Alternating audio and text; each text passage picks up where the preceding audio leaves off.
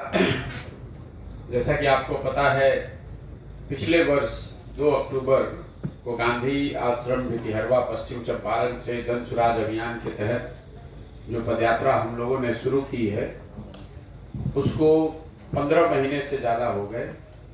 इन 15 महीनों में पश्चिम चंपारण से चल के पूर्वी चंपारण, शिवहर, गोपालगंज, सिवान, छपरा, वैशाली, समस्तीपुर, मुजफ्फरपुर, सीतामढ़ी, मधुबनी होते हुए हम लोग दरभंगा पहुंचे हैं। पिछले महीने के 29 तारीख को मैं दरभंगा आया और ये पूरा महीना मैं दरभंगा में ही रहूंगा।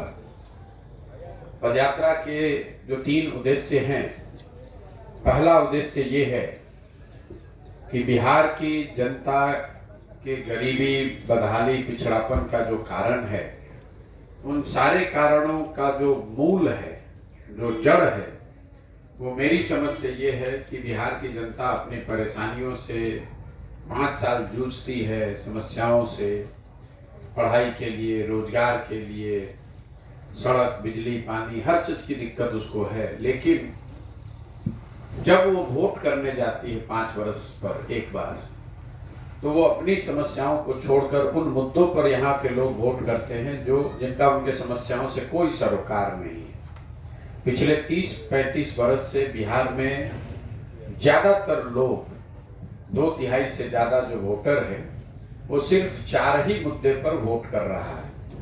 पहली बात तो जाति की है कि अपने जाति का जो व्यक्ति उम्मीदवार है, लोग उसको वोट करते हैं। दूसरा, जो जाति पर वोट नहीं करते हैं, वो धर्म के नाम पर, हिंदू मुसलमान, मंदिर मस्जिद के नाम पर लोग वोट करते हैं। तीसरा, एक बहुत बड़ा वर्ग है बिहार में जो लालू जी का जो एक फिनोमेना है। लालू जी खाली नेता नहीं है, वो एक फिनोमेना है। लालू एक फिनोमेना है। तो उसके डर से लोग भाजपा को मजबूरी में वोट करते हैं, या जो आदमी भी लालू के विरोध में रहता है उसको वोट करता है। और करीब 20% आबादी वाला जो यहाँ मुसलमानों का समुदाय है, उनको भी ना जाति धर्म इससे मतलब नहीं, उनको सिर्फ इससे मतलब है कि कौन व्यक्ति, कौन दल भाजपा को हरा रहा है, तो भाजपा के डर से लालू को वोट करते हैं।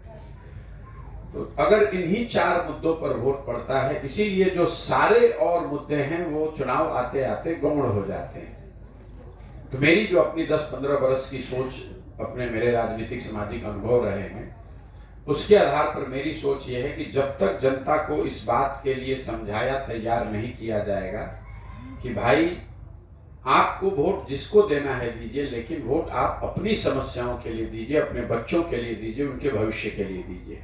तो पदयात्रा का पहला उद्देश्य यही है कि सुबह से शाम तक आप देखते हैं हम लोग गांव-गांव जाकर 200, 250, 100, 50, 500 लोगों की सभाओं में लोगों को ये बता रहे हैं कि आप अपने और अपने बच्चों के भविष्य के लिए वोट करें। वोट जिसको करना है करें, लेकिन अपने और अपने बच्चों के लिए करें। दूसरा जो उद्देश्य है, बिहार में लोग ये बताते हैं कि अगर मान लीजिए कि जनता सही लोगों का चुनाव करने को तैयार हो भी जाए, उनके मुद्दों पर वोट करने को भी तैयार हो, तो भी उनके पास विकल्प तो होना चाहिए। जो लालू के डर से भाजपा, भाजपा के डर से लालू को वोट देने वाले करीब आधी जनता है, उसको तो ये मालूम है कि ये गलत वोट वो कर रहे हैं।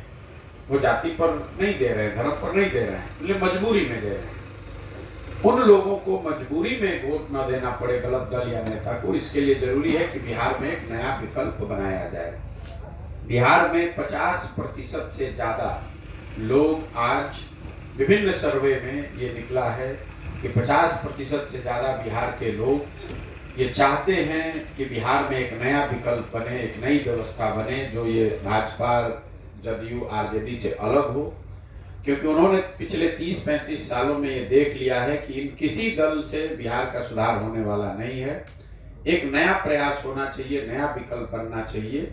अब वो विकल्प क्या हो, कौन उसका नेता हो, उसको लेकर अलग अलग मत हो सकते हैं, लेकिन बिहार में एक नया और बेहतर विकल्प होना चाहिए। इसको लेकर आधी से ज्यादा जनता एक तरीके से तैयार बैठी है। तो पदयात्रा का दूसरा उद्देश्य है कि बिहार में ऐसे लोगों को साथ में लेकर एक नया विकल्प और दल बनाया जाए। फर्क सिर्फ इतना है कि वो दल कोई व्यक्ति प्रशांत किशोर न बनाए, बल्कि जब अगर 50% जनता 6 करोड़ से ज्यादा लोग ये चाहते हैं कि नया दल बने, उन्हीं लोगों में से सही लोगों को ढूंढ कर निकाला जाए और सब लोग मिलकर एक लोकतांत्रिक तरीके से एक दल बनाएं। वही लोग मिलकर इस दल का संविधान तय करें, वही इसकी दल की प्राथमिकता तय करें, नेता का चुनाव करें और आगे जनता के सामने वो विकल्प के तौर पर अपनी बात रखें। पदयात्रा का जो तीसरा उद्देश्य है कि अगर लोगों की बात समझ में आ जाए कि भाई हमें अपनी समस्याओं पर, अपने बच्चों के भविष्य के लिए वोट करना है, उनके सामने सही जनप्रतिनिधि का विकल्प भी, दल का विकल्प आ जाए, लोग उसको चुन भी दे, तो भी बिहार का सुधार नहीं हो सकता है जब तक चुने हुए लोगों के पास बिहार को सुधारने के लिए एक ब्लूप्रिंट ना हो, एक योजना ना हो। तो पदयात्रा का तीसरा उद्देश्य ये है कि जमीन पर जाकर जमीनी हकीकत को समझकर, समस्याओं को आंख से देखकर, लोगों से सलाह मशवरा करके बिहार के हर पंचायत का अलग अलग, मतलब अगर 8,500 पंचायत हैं तो 8,500 अलग अलग योजनाएं बनाना, ताकि हर पंचायत का एक खाका बनाया जा सके कि अगले 10 वर्ष में उस पंचायत का विकास कैसे किया जाएगा।